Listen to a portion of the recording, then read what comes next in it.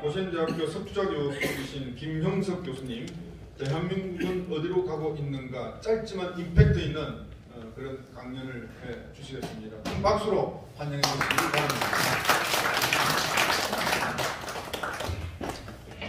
반갑습니다. 제가 아침에 서울에서 KTX를 타고 내려오는데 이 강추위로 인해서 열차가 좀 슬로우 운행을 하는 바람에 좀 늦게 도착했습니다. 제가 그 고신대학교에 영국이금 석좌 교수로 개혁이 이제 끝나서 이제 전 고신대학교 석좌 교수가 되었습니다. 오늘 여러분들 같이 조금 같이 좀 우리 대한민국에 들어가고 있는가 한번 생각해보는 시간을 갖습니다. 단재 신채호 선생은 역사를 잊은 민족에게는 미래가 없다고 얘기를 하셨는데 조지 오웰이라고 하는 유명한 소설가는 이런 얘기를 합니다. 과거를 지배하는 자가 미래를 지배한다. 그럼 과거 역사를 지배하는 자가 미래를 지배한다는 겁니다. 지금 이 한 편의 영화가 굉장히 난립니다. 이 자리에 보신 분들 계십니까? 예. 제가 어디 가도 나보고 아직도 이 영화를 안 봤냐는 분들이 많아요. 지금 900만 명이 넘고 곧 1000만 명이 된다고 얘기를 합니다. 그런데 많은 분들이 이제 큰일 났다.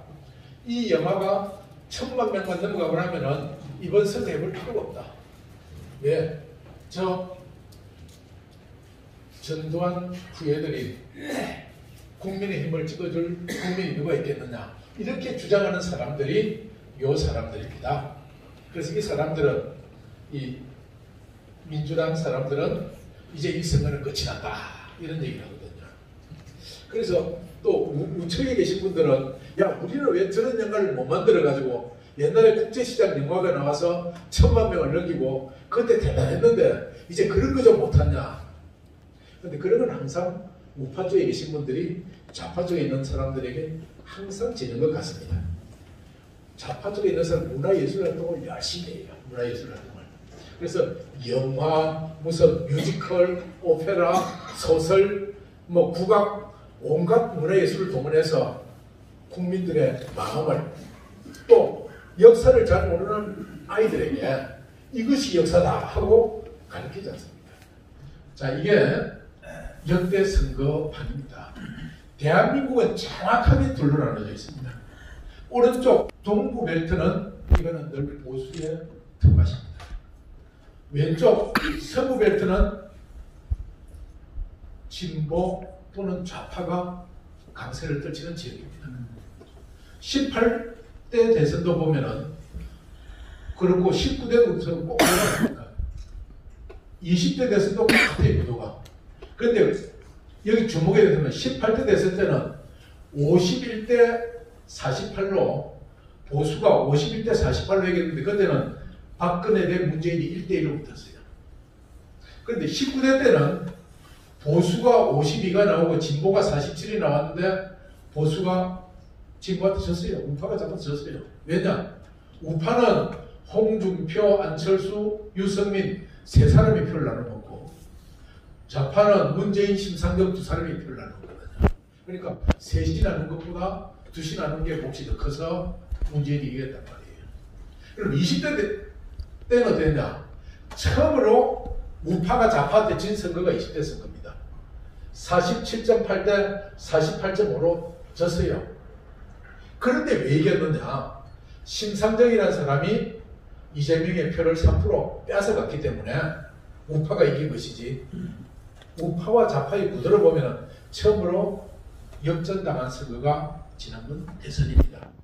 이런 내용들을 정확하게 알아야만이 세상이 바뀌고 있구나.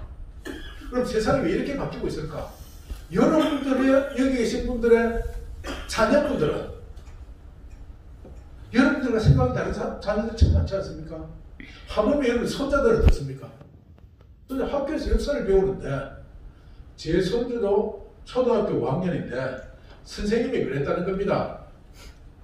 너희들 역사 공부하고 싶으면 서울의 봄 영화 보고 그 다음에 또 지난번에 택시 운전사가 광주 을판한 거 그거 보고 영화를 5편 소개해주고 이 영화 5편 보면은 역사 공부가 다 된다고 그랬답니다. 그럼 그거는 역사가 아니라 역사 소설이지요. 역사 영화지요. 그런데 누구 시각에서 누구 편에서 유리하게 만들어 놓은 겁니까? 그걸 우리가 알아야 되거든요.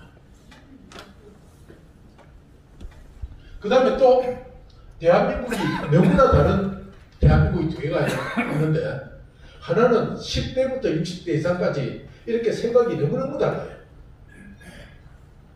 그래서 이 어른들이 얘기하면 젊은 애들 어른들 가르쳐서 꼰대다 이렇게 얘기를 해요. 어른들은 젊은 애들 보시면 개념도 없는 놈들이다. 무개념이다. 저래가지고 어떻게 대한민국의 미래가 있겠느냐 많은 분들이 걱정하십니다. 그런데 또 뜻밖인 게요. 그런 개념도 없다고 생각하는 그 아이들이 나가서 지금 세계를 지배하고 있지 않습니까? 한국의 BTS 그러니까요. 어제도 남미의 볼리비아를 찾아간 방송 프로를 하는데 거기에 볼리비아 아이들이 나와가지고 BTS의 전국 사랑해요! 이러더라고요. 전 세계 어딜 가도 요즘 한류 바람이 불어서 달리거든요. 그럼 여러분들의 자녀들, 여러분들 자손들에게 어떤 역사를 바로 교육을 시키냐에 따라서 그 아이들은 여러분들보다 더 큰 역사를 만들 수 있는 자랑스러운 우리의 후손들이란 말이에요. 문제는 뭐냐? 우리의 후손들에 대해서 바로 관심을 가지고 가르치지 못하다 보니까 정교조라는 사람들이 역사를 왜곡해가지고 가르쳐서 그 아이들에게 잘못된 생각을 갖도록 하는 거죠. 대한민국의 역사는 여러분들 다 아다시피 한강의 기적의 역사입니다. 1953년에 6.25 전쟁이 끝났을 때 우리나라 1인당 국민소득은 65달러였습니다. 그해 세계은행이 전 세계에 있는 나라 110개 나라를 대상으로 국민소득을 조사할 때 꼴찌에서 2등이었어요. 100등이었어요. 그랬던 나라가 지금은 세계 7대 경제대국에 들어서 있으니까 이거는 20세기 역사상 유일한 기적을 이룬 나라예요. 우리는 교과서에서 독일의 기적을 배웠는데 제가 이전에 교수 생활하고 그 다음에 NGO 활동을 하면서 세계를 나가보니까 많은 세계인들이 이렇게 얘기하더라고요. 자기들은 20세기의 기적이 두 개가 있는데 한강은 독일의 라인강의 기적이고 하나는 서울의 한강의 기적인데 자기는 한강의 기적이 훨씬 더 대단한 거예요. 왜냐? 독일의 라인강의 기적은 일어날 수 있는 것이 일어나는 기적인데 독일이 원래 망하기 전까지 국력도 강하고 과학 기술도 발달되고 지하자원도 많았지 않습니까? 2차 대전 지기 전까지. 한국은 그거 하나도 없던 나라예요. 도저히 일어날 수 없는 기적 만든 것이 한강의 기적이다. 그래서 자기들은 라인강의 기적보다 한강의 기적을 더 대단하게 생각한다. 이렇게 얘기하더라고요. 그런데 우리 젊은 자녀들은 그렇게 얘기 안 하지 않습니까? 헬조선이에요, 헬조선. 지옥조선이에요, 지옥조선. 왜냐? 너무 먹고 살기가 힘들어서 집값은 너무 오르고 직장 취직은 안 되어지고 그래서 우리는 연애를 포기하고 결혼도 포기하고 출산도 포기한다. 그래서 삼포시대를 살고 있다. 이런 얘기를 한단 말이에요. 그럼 여러분들 마음속에 우리는 한강의 기적을 일구었다고 자부심 가지는데 여러분들의 자녀들, 손주들은 헬조선이다 이렇게 생각하는 게 말이 되겠어요? 헬조선은 여기 있는 것이 아니라 저 북쪽에 가면 헬조선이 있는데 그런데 문제는 뭐냐? 그러다 보니까 연애도 안 하고 결혼도 안 하고 출산도 안 하다 보니까 아기를 안 낳는 거예요. 대한민국이 지금 인구 절벽지대에 왔지 않습니까? 그래서 표를 보면은 60대 이상은 이렇게 제일 많고 40, 50대, 20, 30대, 10대 이하 이렇게 우리나라는 완전히 가분수인 나라가 되어져서 이대로 가면 지구상에서 없어질 나라 첫 번째가 대한민국이다. 이렇게 얘기를 하는 겁니다. 그래서 보십시오. 최근 5년 동안 출생한 인구 숫자가 이렇게 줄들어서 작년엔 24만 9천 명이었는데 올해는 어쩌면 20만 명 밑으로 떨어질지 모르겠다. 뭐 오늘은 어르신들에 대해서 아마 안 계신 것 같은데 다른 도시가 가지고 58년 개띠들이 꼭 있어요. 58년 개띠들이 제일 베이비 세대 중에서도 출생률이 높았다고 해요. 그런데 1년에 100만 명이 넘게 태어났습니다. 그런데 1년에 100만 명이 넘게 태어나라 해서 20만 명 밑으로 떨어지니까 이 나라는 어떻게 되겠습니까? 이대로 가면은 망할 수밖에 없는 나라가 되어진다고 하는 겁니다. 그런데 지난해 5월 10일 대통령이 된 윤석열 대통령은 취임사에서 계속해서 자유라는 말을 강조를 하더라고요. 나도 그날 단상 밑에 가서 듣고 있었는데 어떻게 대통령이 뭐 자유 그런지 나중에 보니까 자유를 35번 했었더라고요. 그 다음에 많이 맺힌 게 민주란 말을 맺혀요. 민주란 말. 그래서 자유와 민주란 말을 43번을 맺혔습니다. 그런데 이것이 소위 얘기하는 시대 정신이에요. 오늘 대한민국은 자유와 민주를 잃어버리고 있다. 자유민주주의를 잃어버리고 있다. 학교에서 가르치기를 민주주의라고 가르치지 자유민주주의라고 안 가르칩니다. 그럼 민주주의와 자유민주주의가 뭐가 다르냐? 북한의 국호가 뭡니까? 조선인민민주주의공화국이에요. 사회민주주의도 있어요. 인민민주주의도 있고. 그래서 자유민주주의와 다른 거야. 그런데 우리 국민들이 이걸 잊어버리고 있는 거야. 그래서 대통령이 자유민주주의를 강조해야 되겠다. 작심하고 산 거예요. 그래서 오늘 이 자유민주를 위한 국민운동 출범식을 하는데 이것은 이 시대가 필요한 시대 정신을 나타내고 있습니다. 그 다음에 8.15 때도 대통령이 나와서 자유 그날도 자유를 33번을 외쳤어요.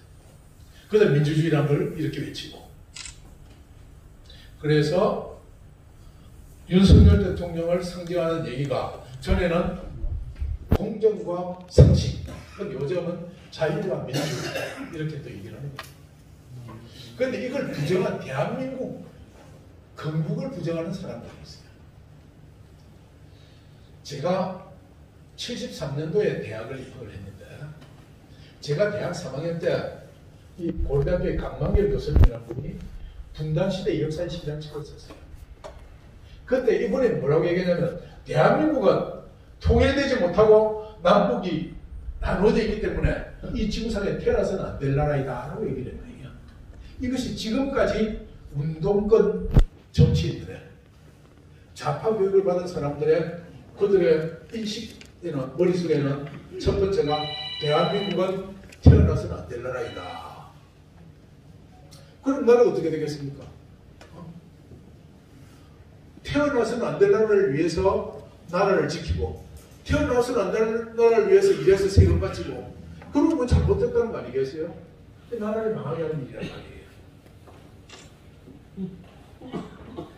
그런데 제가 뭐 다른 분들 다 생각을 합니다.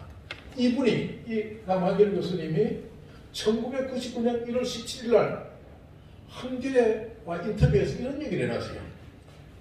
아직도 젊은이들이 내 책을 읽고 나랑 같은 생각을 하면 이 나라는 망한다. 나를 밟고 넘어서라. 그런데 이 제자들이 요 앞에 태어나서는 안 될 나라이다 하는 이것은 열심히 지금까지 읊조리면서 이 어른이 나중에 연세가 들어서 가만 보니까 내가 좀 뭔가 잘못한 것 같다. 그래서 내가 했는 게 잘못되었으니까 나를 밟고 지나가라.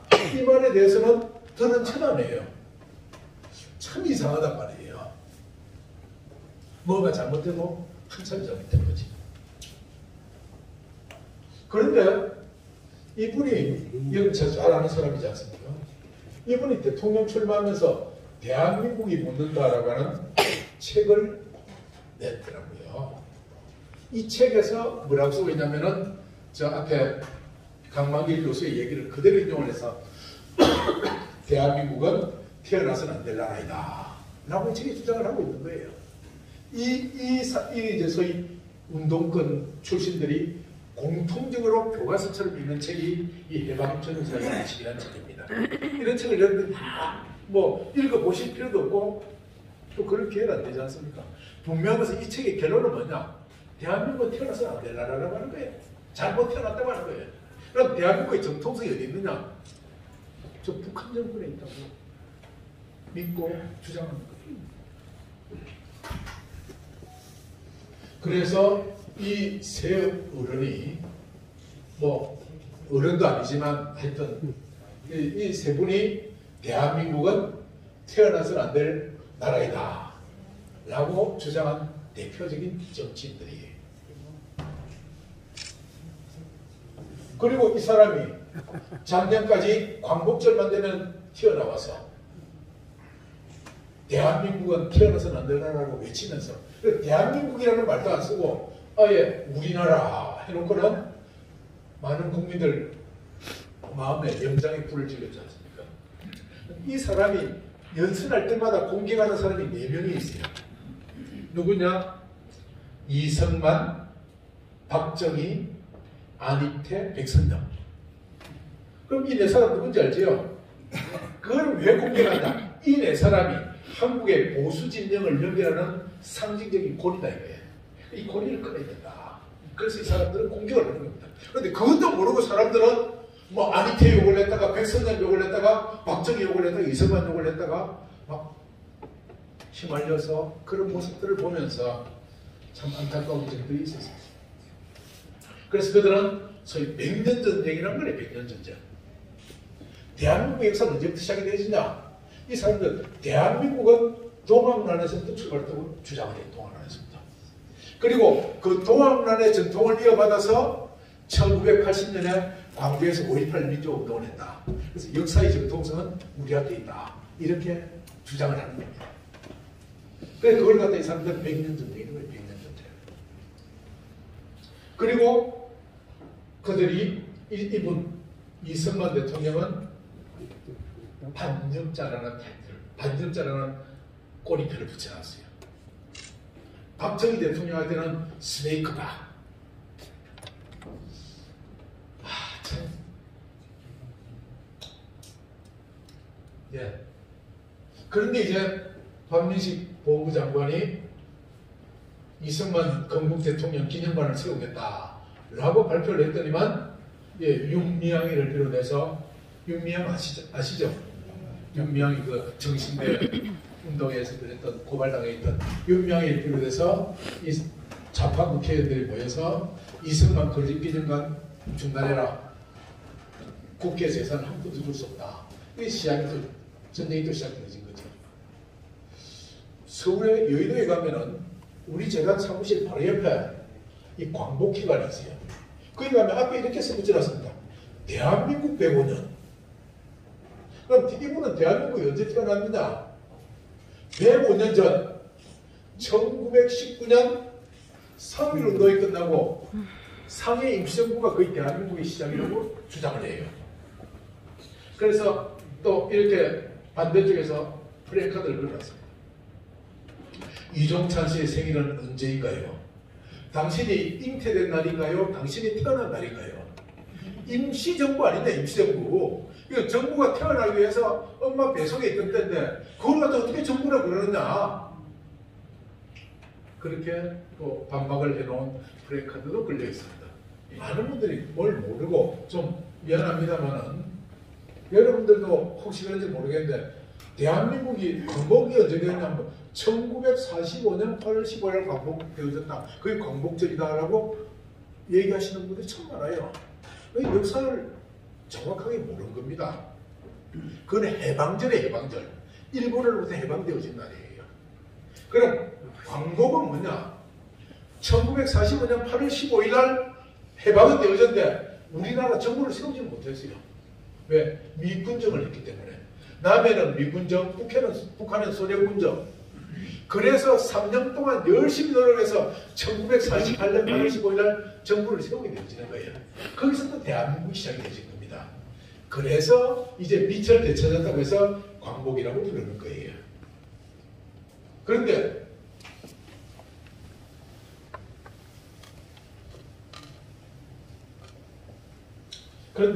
그럼 우리나라 광복여기까지 애를 쓴 유명한 독립운동가가 누구 있느냐 하고 국민들한테 설문조사를 하는 겁니다. 여러분들은 누가 제일 유명한 독립운동가로 생각을 하십니까? 그런데 언론에서 조사를 해본 바로는 이렇게 일단 네 사람이 나왔어요. 뭐 여러분 이승만 알지만 그분들은 이승만 힘든 걸 안 해요. 그래서 김구, 그 다음에 안중근, 유관순, 윤봉길. 그런데 누가 1등을 했게요? 압도적으로 유관순이 1등을 한 겁니다. 우리가 옛날에 학교 다닐 때 유관순 문화를 하고 노래도 부르고 그랬잖아요. 압도적으로 유관순이 1등이에요. 그런데 이거는 이제 문화체육관광부에서 빅데이터를 해놓은 걸 갖다가 5년 동안 이 언론에 누가 또 그 다음에 우리 국민들이 서로 전화하고 할 때 누구 이름을 제일 많이 올렸냐 조사해보면 압도적으로 유관순이 1등이에요. 그런데 작년 3월 1일 3일절 중앙일보 1면에 이런 기사가 났어요.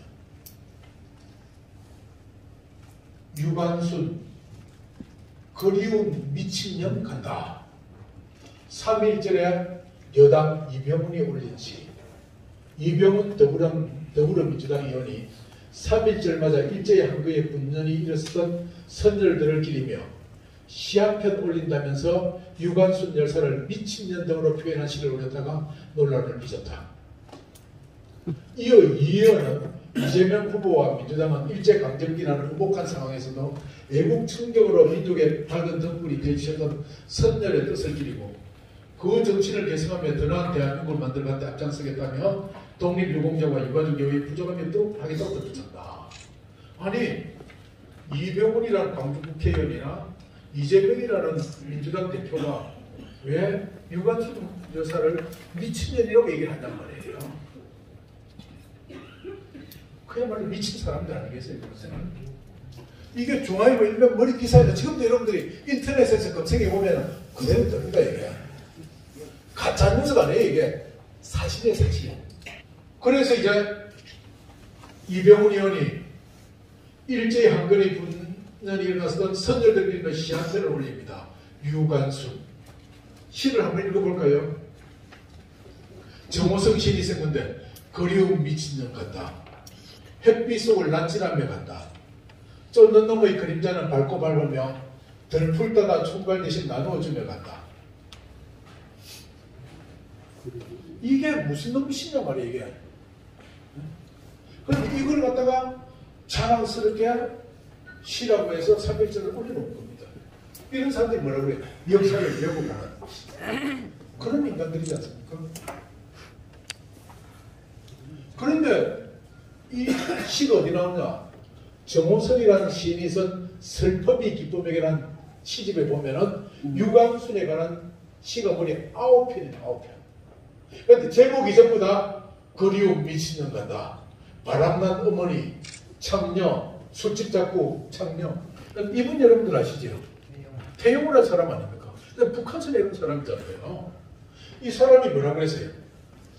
제주 4.3 사건은 명백히 북한 김일성의 지시에 의해 촉발되었다. 김씨 정권에 몸담았다가 피순한 사람으로서 무한한 책임을 느끼며 희생자들에게 무릎 꿇고 용서를 구한다. 잘한 겁니까? 못한 겁니까? 잘한 거잖아요. 그런데 이 사람은 어떻게 했습니까? 이 사람은 이제 완전히 미친놈으로 또 몰아붙였잖아요. 그래서 언론도 그렇고 제주지사도 그렇고 민주당도 그럴 것까지는 알겠는데 국민의힘에서도 이 사람을 윤리위원회에 회부를 했어요. 왜? 4.3 사건을 북한의 사조에 의해서 일으킨 운동이라고 그랬다고. 그럼 제주 4.3 사건은 제가 역사학자지만 누구나 다 아는 대로 1948년 5월 10일 날 50 자유총선거를 하려고 하니까 그걸 못하도록 하기 위해서 남노당의 지시를 받아서 일으킨 사건이잖아요. 그걸 갖다가 역사를 뒤집어서 까불을 하려고 그러는데 그것도 모르고 국민의힘도 이 사람을 윤리위원회에 회부하겠다. 정신이 나도 같이 나간 인간들이.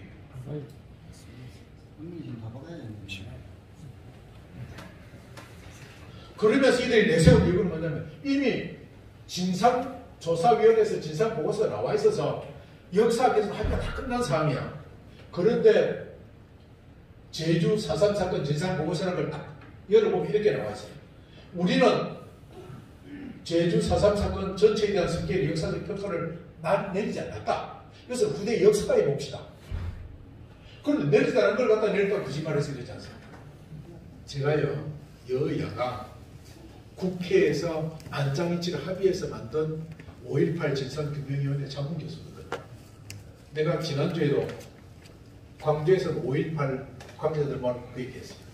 너희들이 5.18이 국민들로부터 인정받으려면 두 가지를 해야 된다. 하나는 뭘 해야 된다.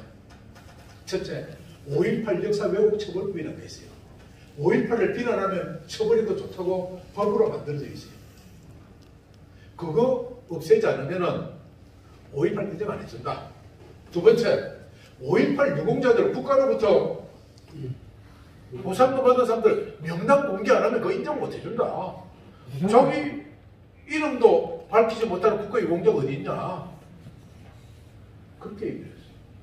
그래서 그 친구들이 막 나를 공격을 하는 사람들이 있어요. 왜? 자문회의라고 들어가 보면은 비호남 출신, 비운동권 출신 내 혼자밖에 없거든. 그럼 나라도 그런 얘기 해줘야 될 거 아니에요. 어제 내가 여순사건 진상규명위원회 또 정부에서 해달라고 그래서 어제 내가 위원으로 들어갔어요. 여수에서 올라온 친구가 공갈 협박을 하는 거예요. 그냥 자문위원들 앞에 놓고서. 그래서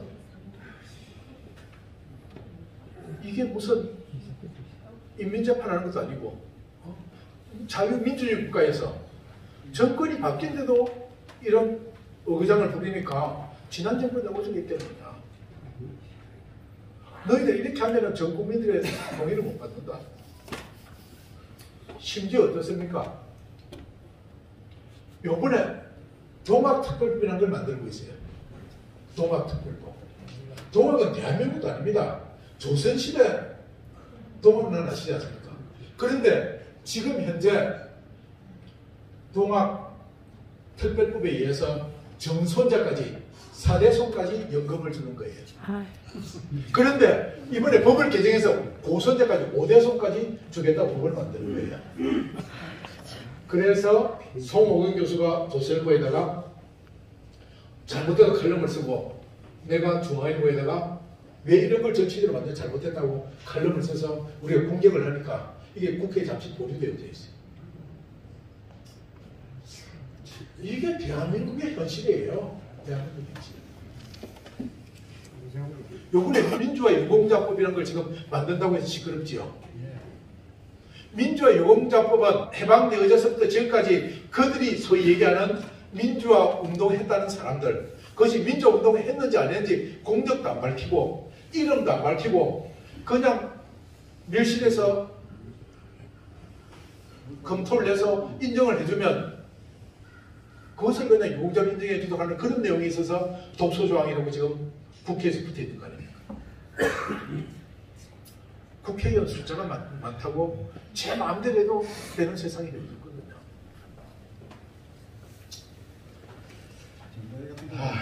자, 다음 넘어가겠습니다. 지금 육사 건물론에 이 홍범도 장군 형상 때문에 또 광주의 정률성이라는 사람 때문에 역사전쟁이 붙어있죠. 홍범도 장군은 청산리전투에서 싸웠던 유명한 독립군 대장이에요. 그럼 이분은 어디에 가야 됩니까? 독립기념관에 모시는 거예요. 왜 육사에 대한민국을 지키기 위해서 지금 장교를 기른 그 육사에 꼭 이분이 가운데 와서 앉아있어야 된단 말이에요. 그래서 이걸 갖다가 독립기념관을 예우해서 모시겠다고 하니까 지금 야당에서 난리가 났지 않습니까?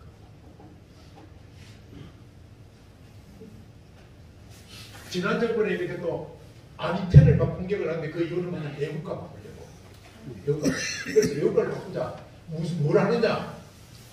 애국가를 없애고 5.18 때 불렀던 님을 위한 행진곡을 국가로 하자. 그러다가 반대라니까 그러면은 인민해방가로 하자. 그때 좌파들이 김순남이 전 인민해방가를 하자 그러고 우파에서는 아니텐을 전 여권 하자 그래서 여권 되지. 그걸 다시 하자고 얘기를 하는 거예요. 그런데 누가 막아요? 우리 국민들이 막아요. 국민들이.